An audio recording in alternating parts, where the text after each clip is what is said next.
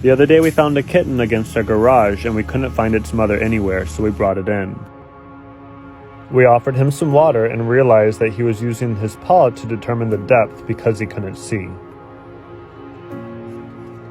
He seemed to be comfortable around us, so we decided to keep him in our garage while we went to the store to get him some food. He didn't seem too sure about it in the beginning, but after a couple of bites, he was a fan.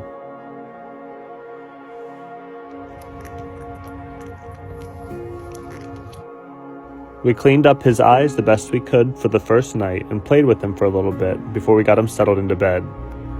The next morning we went to the vet to get his eyes looked at to see if we can do something to help.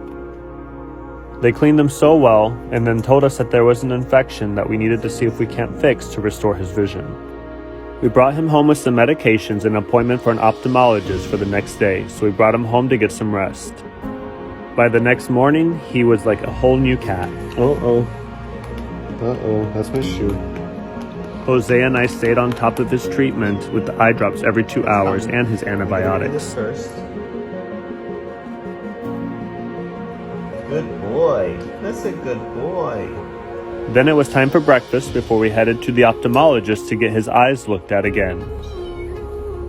He wasn't a big fan of the car at first, but after a few minutes he got comfortable and settled down. After picking up a couple new medications, we went back home to settle in for a couple weeks to see if these will help. On Thursday, we go back in for his follow-up appointment to determine if we'll need to do surgery on his eyes or if they can be saved at all. We'll be back in a couple of days with an update for you all.